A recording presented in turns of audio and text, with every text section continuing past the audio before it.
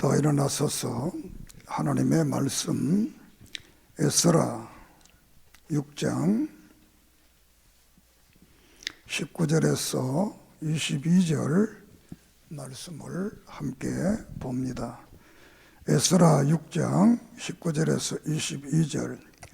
사로잡혔던 자의 자손이 첫째 달 14일에 유월절을 지키되 제사장들과 레위 사람들이 일제히 몸을 정결하게 하여 다 정결하며 사로잡혔던 자들이 모든 자손과 자기 형제 제사장들과 자기를 위하여 유월절 양을 잡으니 사로잡혔다가 돌아온 이스라엘 자손과 자기 땅에 사는 이방 사람의 더러운 것으로부터 스스로 구별한 모든 이스라엘 사람들에게 속하여 이스라엘의 하나님 여호와를 찾는 자들이 다 먹고 즐거움으로 이레 동안 무교절을 지켰으니 이는 여호와께서 그들에게 즐겁게 하시고 또 아스루 왕의 마음을 그들에게 돌려 이스라엘의 하나님이신 하나님의 성전 건축하는 손을 힘있게 하도록 하셨음이었더라.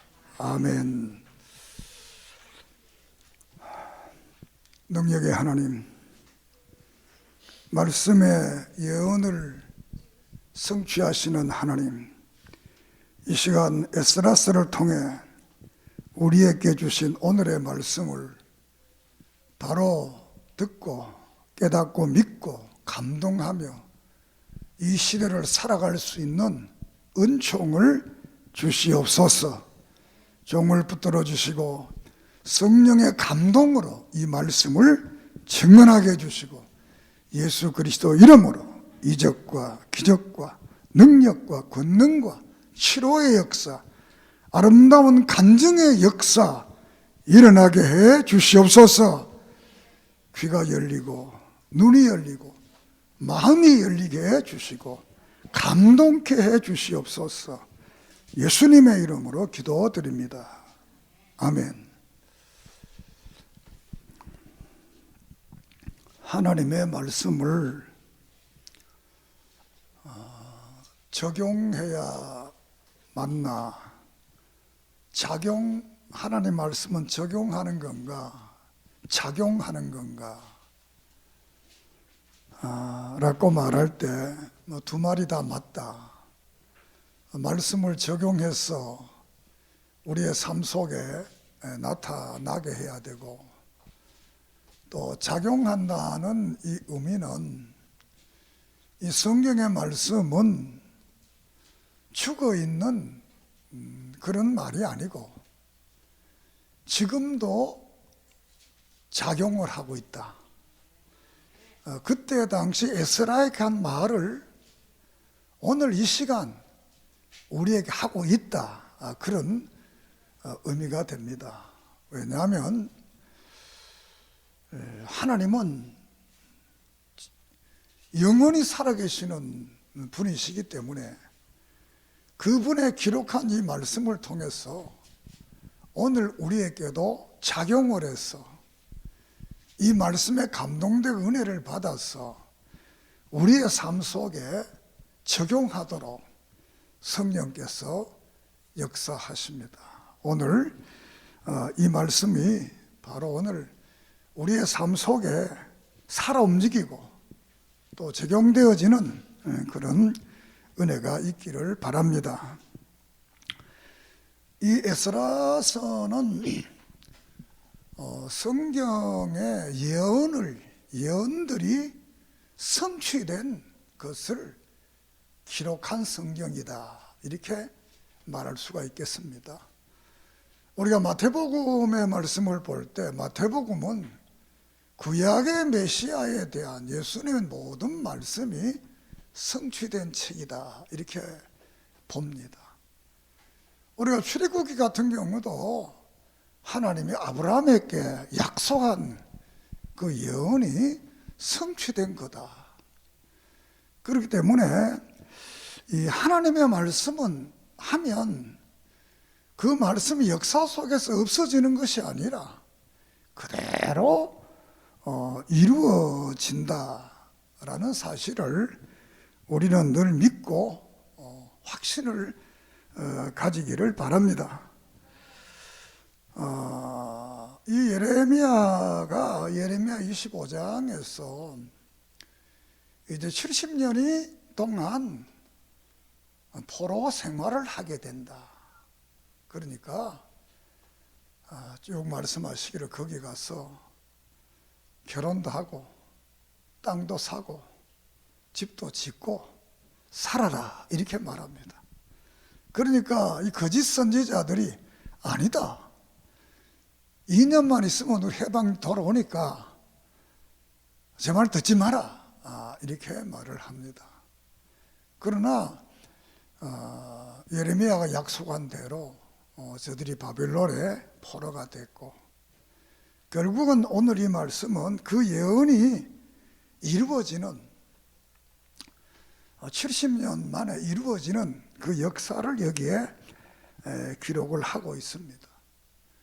이런 그 역사가 일어나기 전에 이사야는 이미 이사야 42장에서 45장까지 너희들이 바벨론의 포로로 가지만 다시 이 고레스라는 왕이 나라를 세우게 되면 그 왕이 너희들을 고향으로 오게 할 것이다. 그래서 고향에 와서 성전을 짓게 할 것이다. 이런 말씀을 했습니다. 이런 그 모든 말씀들이 이제 이루어져 가는 그 역사를 여기에 기록하고 있습니다. 그러니까 이런 역사를 보면서 오늘 우리에게도 이 성경 속에 수많은 약속 중에 세 개로 이렇게 압축을 한다 그러면 내가 너희들의 하나님이 되어주겠다. 믿습니까? 두 번째는 너희들은 나의 택한 백성이 되겠다. 믿습니까? 세 번째로는 이 성경 속에 약속한 모든 예언과 축복들이 너희들을 통해 이루어 가겠다. 믿습니까? 이 세 가지를 지금 말하고 있는 이 에스라서는 이스라엘 민족이 이제 고향으로 고국으로 돌아와서 약 한 80년 후에 이 성경을 기록을 하게 됩니다. 저들이 357년에 고향으로 돌아옵니다. 그런데 이 성경을 기록한 458년이니까 그건 80년 후에 역사를 기록한 거다. 역사라는 것은 당대에도 기록하지만 역사는 늘 후대가 기록하는 거예요. 당대가 기록하면 이해 충돌의 사람들, 당사자들이 살아있기 때문에 정확하게 기록할 수가 없는 거예요. 오랜 후에 이제 역사를 다 기록하는 건데, 이 세상의 역사는 근본적으로 객관성을 가지는 역사를 기록합니다. 객관적이어야 되는 거예요. 그래서 역사의 기록자들이 어렵습니다. 자, 이렇게 해서 이제 에스라가 이 성경을 기록을 하게 됩니다. 그래서 1장에서 6장까지는 1차 귀국, 그리고 성전을 지어서 봉헌하는 이 말씀을 우리에게 하게 되고, 7장에서 10장까지는 2차 귀국을 해서 신앙의 개혁, 신앙의 각성운동을 한 말씀을 여기에 기록하고 있습니다. 성경 속에서 우리가 많은 개혁의 역사가 있는데 이 에스라의 개혁은 마지막 개혁입니다. 마지막 개혁, 9차 개혁으로서 이 에스라 개혁을 끝나고 이제 신약교회가 이루어져서 신약교회가 이제 나타나게 됩니다. 자, 1차 개국을 1장, 2장에서 말씀을 합니다. 1장에서는 고레스 왕이 이제 바벨론을 멸망시키고 메대와 바사, 페르시아를 왕국을 세우게 됩니다. 이 왕국을 세우고서 이제 조서를 내리게 됩니다. 이 왕국을 세운 연도는 538년입니다. 538년에 우리가 지난 시간에 설교했던 역대상 39장 52장에 나오는 말씀, 36장에 나오는 말씀을 다시 말씀하면서 이 고레스 왕이 이제 조서를 내리게 되는 겁니다. 조서라는 것은 오늘 우리에게 말하는 일종의 성지, 그러니까 왕이 이제 임금이 이제 내리는 그 성지와 같은 그런 것이 됩니다. 그렇게 해서 1장에 보면 하나님께서 자기를 이렇게 축복해서 나라가 되게 해서 이제 이스라엘 백성들을 돌려보내서 성전을 짓겠다 이런 고백을 하면서 이제 조서를 내려서 이스라엘 사람들이 537년에 이제 귀국을 하게 됩니다. 귀국을 하게 될 때 오늘 1장의 성경을 보면 그때도 많은 사람들이 금은보화를 이스라엘 백성들에게 줍니다. 우리가 출애굽기에서 보면 출애굽할 때도 애굽에 많은 사람들이 이스라엘에게 금은보화를 줬습니다. 이건 뭐 달라고 뺐던 거 아니고 스스로가 감동되어서 이렇게 주는 역사를 기록하고 있습니다. 왜 그러면 이런 그 금은보화를 줬겠느냐 할 때는 결론적인 말은 성전을 지으려고.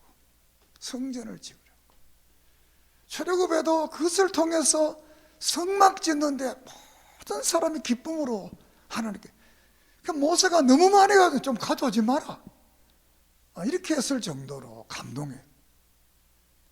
여기서 돌아와서 이제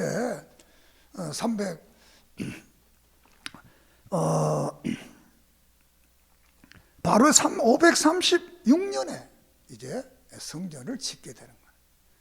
8년에 고레스가 나라를 세우게 되고 7년에 이스라엘 백성들을 보내주고 이스라엘 오자마자 바로 성전을 짓는 일을 시작을 한 것에 대해서 1장에서 고레스가 이제 조서를 보내게 된 겁니다. 이런 말씀 속에서 생각할 것은 이제 제국이 아수르라는 제국이 처음으로 등장하는데 이 아수르는 지배 국가를 혼혈 정책을 씁니다. 민족을 뒤섞어 가지고 혼혈 정책을 쓰고, 두 번째 이 이 바벨론은 포로로 잡아가서 지배 국가의 모든 그 인물들을 다 잡아가 가지고 그 나라에는 아주 일할 수 있는 그런 보통 하층민들만 두고 하는 이런 정책을 쓰게 됩니다. 그런데 이게 페르시아는 이 정책이 이제 바뀌는데 뭐냐면 다 돌려보내는 겁니다. 국가를 다 돌려보내서 충성 서약을 받는 겁니다. 너희들이 가서 내게 충성을 서약하고 가서 세금을 바쳐라. 그리고 가서 너희들의 종교를 섬기고 또 일을 할 수 있도록 모든 권한을 이렇게 주는 겁니다. 이게 이제 페르시아의 정책이, 이 정책에 의해서 이 정책이 그럼 왜 생겨났느냐 할 때 이스라엘 백성들을 고향으로 고국으로 보내기 위해서 하나님께서 이 고레스의 마음을 감동해가지고 그런 정책을 하도록 역사한 것입니다. 믿습니까? 왜 내 이 말을 하냐면 모든 세계 역사는 하나님의 백성 중심으로 역사가 운행되어져 가고 있다는 거예요. 하나님의 백성이 빠지면 역사는 없어져 버리는 거예요. 구약이나 신약이나 모든 역사, 하나님의 백성 중심으로 모든 것들이 이루어져 가는 겁니다. 그래서 예언대로 이사야 42장에 45장에 고레스라는 왕이 나타나서 너희들을 고향으로 보내가지고 성전을 짓게 하겠다. 그 말 그대로 고레스가 이제 나라를 세우자마자 이 조서를 보내가지고 돌아가게 하는 겁니다. 그 이야기에 와서는 돌아왔으니까 이제 인구 조사를 하는, 몇 명이 돌아왔는가. 그래서 가계별 인구를 조사를 하게 됩니다. 우리가 성경 속에서 어떤 것이 이 과정이 이루어질 때마다 늘 족보가 등장을 합니다. 족보. 우리가 마태복음 처음 여면 뭐가 나옵니까? 족보가 등장하는 것. 구약에도 특별한 이유가 있을 때는 이 족보가 등장하는 것. 왜 이런 족보가 늘 등장하느냐 하면 예수 그리스도의 이 족보, 그 예수 그리스도의 족보를 잊어버리지 않기 위해서 계속 그 족보를 써 내려오는 거예요. 아브라함에서 다윗에서 이 예수 그리스도의 족보, 이걸 잊어버리면 안 되기 때문에 오늘 우리도 신앙생활은 이 족보를, 신앙의 족보를 잃어버리면 어디에 있냐? 사생아가 되는 거예요. 사생아. 족보가 없으면 부모가 누군지 모르잖아요. 오늘 총신교회는 신앙의 족보, 구약의 선지자들, 신약의 사도들, 믿음의 선진들이 믿었던 이 족보를 그대로 지금 보수신앙으로 성경의 절대 권위를 믿고 하나님의 절대 주권을 믿고 신앙생활하는 것이 우리 총신교회 성도들 여러분인 것을 믿습니다. 그 족보를 이제 기록을 하는 거예요. 그런데 족보를 기록을 딱 해보니까 이스라엘은 지파가 13지파입니다. 이 레위 지파를 빼면 12지파입니다. 그 기록을 딱 하려고 족보위로 또 해보니까 13지파 중에 그 몇 명이라 돌아온 사람들이 유다 지파, 베냐민 지파, 레위 지파, 요 세 지파만 돌아오고 다른 지파는 전혀 숫자가 극히 없는 거예요. 그리고 또 하나 특이한 니디님이라는 이 종들이 돌아오게 돼요. 종들이 돌아오게 돼요. 그래서 이 에스라서의 족보는 우리가 역대상에서의 족보는 12지파로 족보가 이루어졌는데 이 에스라서에 와서는 가계별로 족보를 가계별로, 가족별로 이렇게 기록을 하게 되는 겁니다. 자, 여기서 이제 1차로 돌아온 분들이 49,000명이 돌아옵니다. 2차로 돌아온 것이 한 1,700명이 돌아옵니다. 4차는 극히 소수의 사람들이 돌아옵니다. 몇 명이 돌아오긴 돌아왔는데 몇 명이 돌아왔다 말을 안 합니다. 약 한 5만 명이 돌아오게 됩니다. 그 당시 디아스폴라가 얼마나 약 한 200만 명으로 200만 명. 13지파 200만 명이 흩어져 살았는데 5만 명이 돌아옵니다. 5만 명이 얼마냐? 2.5%입니다. 2.5%가 이제 고향으로 돌아오게 됩니다. 여기서 가장 특이한 것은 이 니디님이라는 이 종들입니다. 니디님. 이 니디님의 종들은 뭐냐 하면 우리가 그 민수기 31장에서 보면 이하에 보면 전쟁에 가서 이제 포로가 되어 오면 그리 왕궁이나 종으로 이렇게 서게 되는 겁니다. 그 사람들이. 여기서 우리가 하나 생각할 것은 바빌론에서 포로가 돌려보낼 때 이 종들은 안 따라오면 됩니다. 안 따라오면 어떻게 됩니까? 종이 아니잖아요. 자유인이 되잖아요. 그럼 왜 따라받겠는가? 자유롭게 살면 되는데 따라온 이유는 이때 따라온 모든 종들이 성전과 관계를 가졌던 사람들.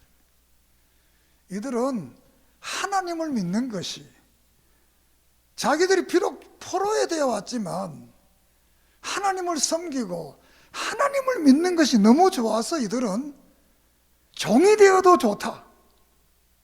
그래서 따라온 사람들입니다. 믿습니까?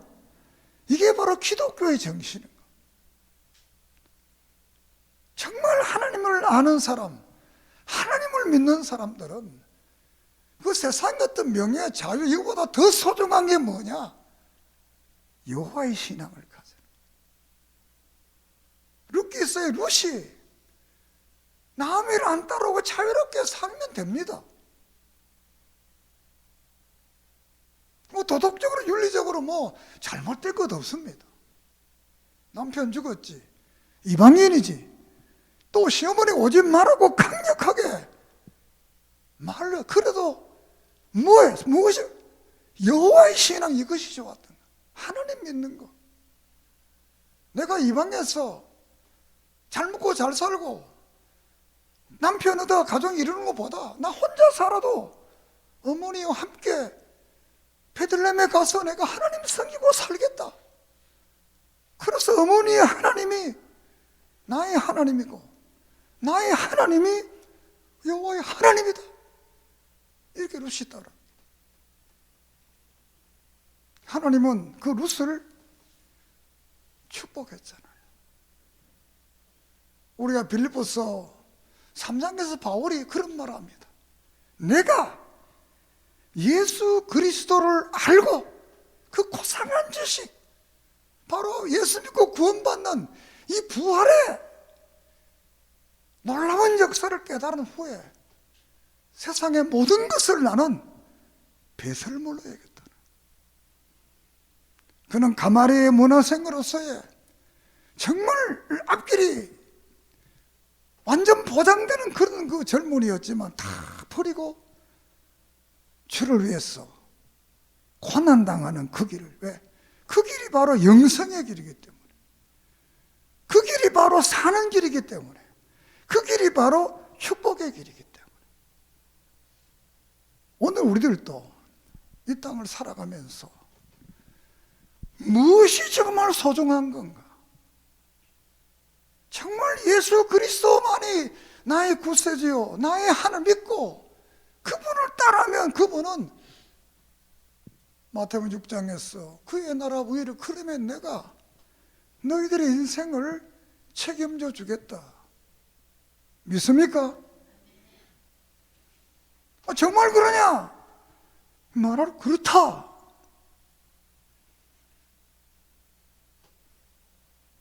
우리가 잘 아는 영국이나 미국이나 불란서나 독일이나 이 모든 기독교 국가들이 표적이잖아요. 몇백 년이 지나니 그들의 나라는 세계 1등 국가잖아요. 자유가 있고 평등이 있고 삶이 복되잖아요. 사랑하는 여러분, 하나님은 살아계십니다. 말씀은 그대로 이루어집니다. 믿고 따랐어요. 단장 내 앞에 안 보인다고 해서 그건 별로 소중하지 않습니다. 그 이들이 이제 따라오게 됩니다. 자, 그리고 이제 그럼 왜 그럼 못 돌아왔느냐라는 겁니다. 그 어떤 사람은 어떤 사람은 왜 돌아왔느냐, 다 하나님 섬겼는데 그들은 마음속에 성전이 없었고 또 실질적으로 예루살렘에 성전이 없었어요. 그리고 저들은 공동체 생활하지 않고 혼자 살아, 자기 잘난 채 혼자 산 사람들. 그리고 저들에게는 종교적인, 정치적인 지도자가 없었던 것. 돌아온 사람에게는 그래도 마음속에 성전이 있었고 예루살렘에도 성전이 있었고 수많은 종교적 지도자들이 있었고, 저들은 수산성에서, 히데겔 강가에서, 아하와 강가에서, 얼레 강가에서 함께 공동체 생활을 하면서 살았습니다.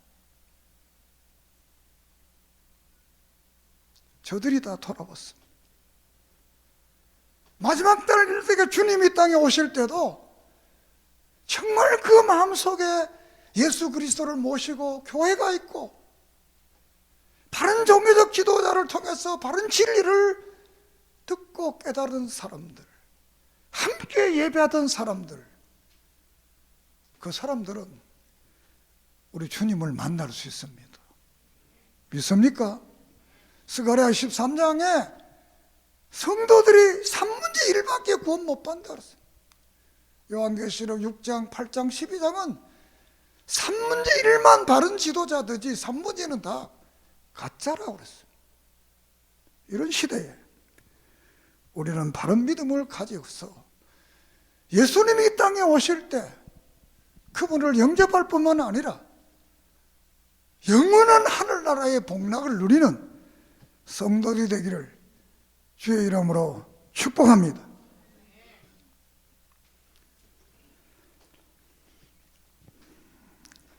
저들이 이제 돌아와서 3장, 4장에서는 3장에서 성전을 착공합니다.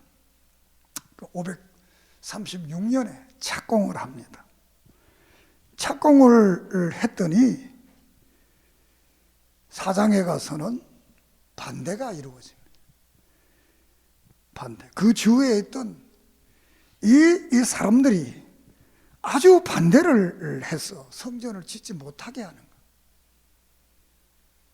그래서 아닥사스다 왕이 성전 짓지 마라 이렇게 해서 성전을 짓지 못하게 됩니다.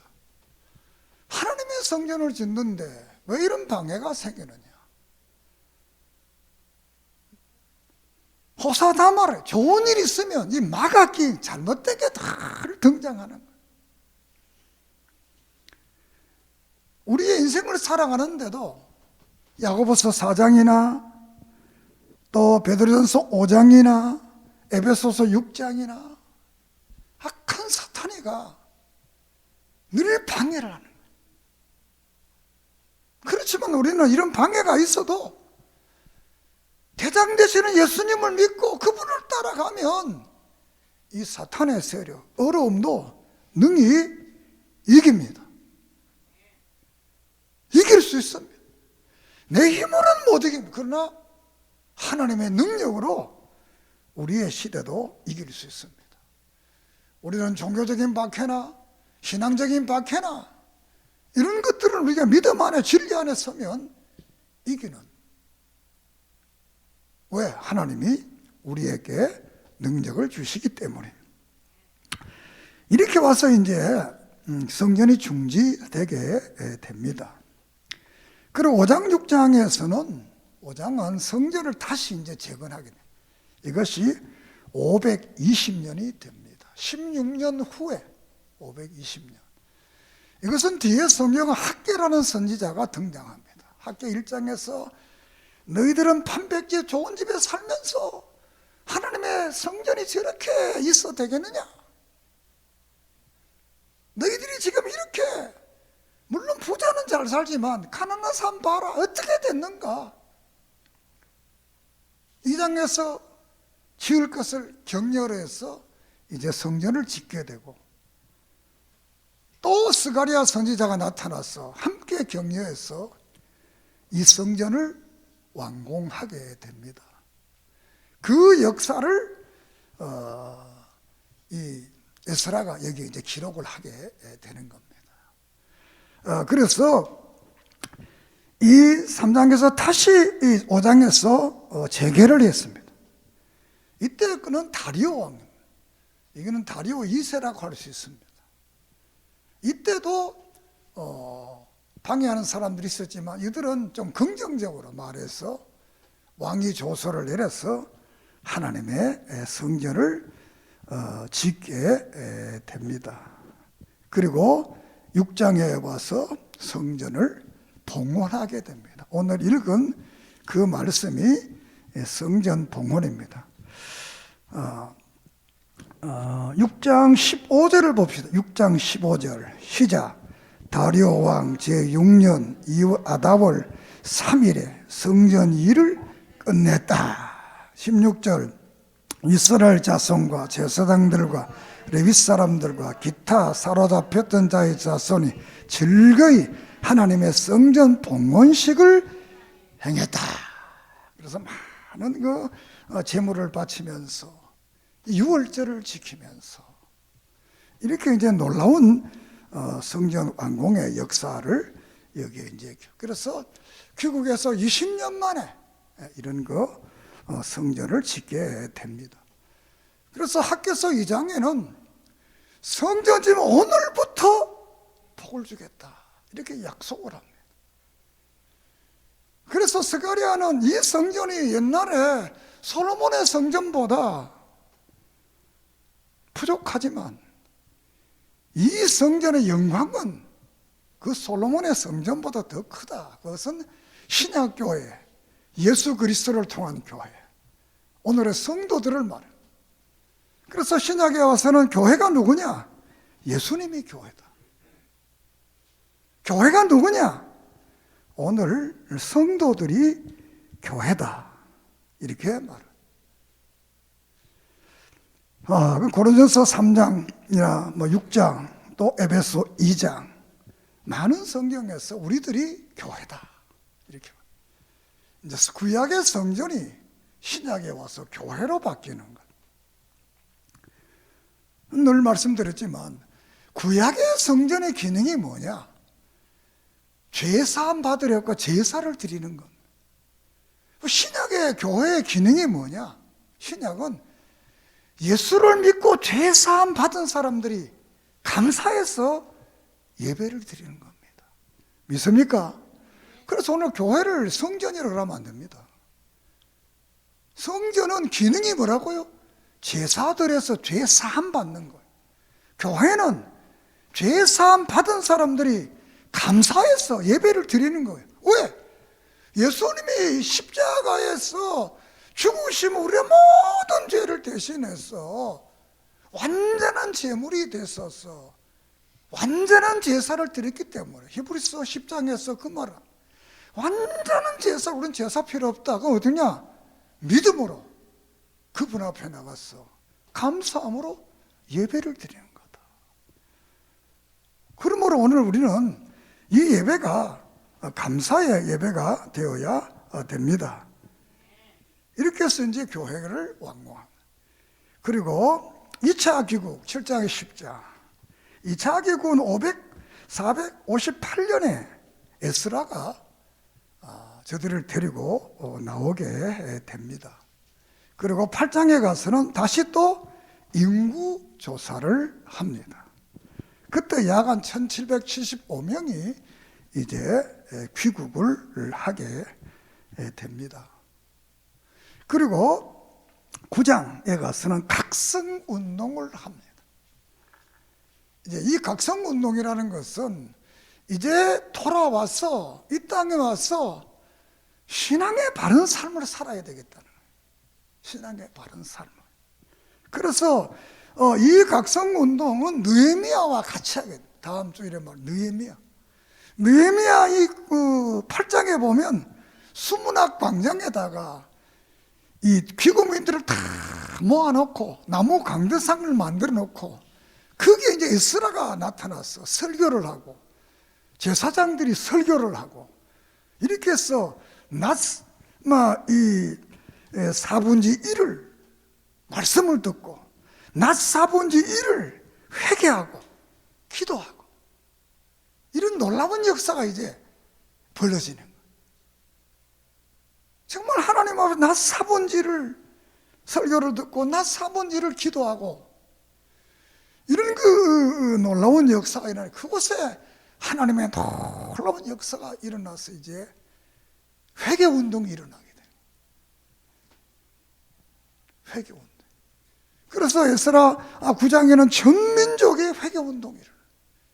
이 느헤미야 9장에서 전민족의 회개. 같은 말입니다. 같은. 우리가 은혜 받았다는 게 뭐냐? 은혜 받아 하나님을 봤다 뭐 이런 말만 그게 은혜예요. 은혜 받으면 따라합시다. 은혜 받으면 죄 깨닫고 회개한다. 이게 은혜입니다. 은혜 안만 받아도 죄 안 깨닫고 회개 안 하면 축복 못 받습니다. 죄를 깨닫고 회개해야 하나님이 축복하는 겁니다. 우리 기독교는 양심에 나는 죄인입니다 하고 고백하고 회개하는 종교 기도. 왜? 기독교는 구속의 종교이기 때문에 죄 사함 받는 종교이기 때문에 우리는 늘 이 성경 말씀을 들을 때 내가 충돌하고 상충되었던 내 삶을 늘 회개하고 교정시키고 새롭게 하고 바르게 살아야 되겠다. 할렐루야. 그 여러분의 이름이 이 족보에 정말 믿음의 선진들로 아름답게 기록되어야지 아름답지 않은 이름으로 기록되면 안 되잖아요. 우리 총신교회 여러분이 이 교회에 존재 여러분의 이름은 늘 존재하고 있습니다. 아름다운 이름으로 남아야 되고 그 족보에서 빠지는 자가 되세요. 이 족보라는 것은 이 땅에 있는 것이 하늘나라도 있습니다. 생명록이. 그 생명록에 이름을 기록된 사람들. 다니엘서 12장에 보면 이 땅에서 많은 사람들을 옳은 길로 인도한 사람들은 하나님의 나라의 생명록에서 별처럼 빛난다고 그랬습니다. 믿습니까? 우리 총신교회 성도들은 이 땅에서도 빛나지만 하나님의 나라에 가서 별처럼 빛나는 그런 복된 성도들이 되기를 주의 이름으로 축원합니다. 그들은 이제 말씀을 듣는 거예요. 여기에 이제 에스라가 어린이들과 여인들이 알아들을 수 있도록 성경을 해석해서 말씀을 하게 됩니다. 이것이 성경 최초 이제 설교가 되겠습니다. 구약은 그대로 선포하는 겁니다. 그 에스라는 해석을 했어요. 해석. 오늘의 신약교회에 와서는 성경을 해석합니다. 목사가. 성경을 해석. 성경의 원리에 따라서. 이걸 바르게 하느냐? 예수님도 마태복음에서 구약을 새롭게 해석했어요. 오늘 목사도 성경을 바르게 해석해야 돼요. 바르게 해석하려면 성경의 전체의 뜻과 원리를 알아야만이 우리가 성경을 바로 해석할 수 있습니다. 그래서 이 말씀을 들음으로써 이런 놀라운 회개운동. 늘 이 각성이라는 것은 말씀을 통해서 각성은. 그 말씀을 바로 안 전하면 각성운동이 바로 일어날 수 없는 거예요. 그래서 목회자들은 정말 성경을 연구하고 읽고 이 바른 복음을 전해서 듣는 사람들이 감동하고 감화해서 그 말씀대로 삶이 변하도록 하는 이런 역사가 일어나야 됩니다. 믿습니까? 그 여러분도 교회에 오면 주여 오늘 와서 목사님 말씀 듣고 내가 깨닫고 바로 믿고 바로 살아가도록 힘과 능력을 주세요. 이런 간절한 마음으로 와야 되는 거예요. 이런 간절한 마음으로 예배를 드려야 되는 거예요. 그냥 목사가 오락하니까 하고 이게 아닙니다. 목사 말 안 들어도 됩니다. 하나님 말 들으면 됩니다. 간절함을 가지고 정말 내가 드리는 예배가 하나님 앞에 연락되어야 되겠다.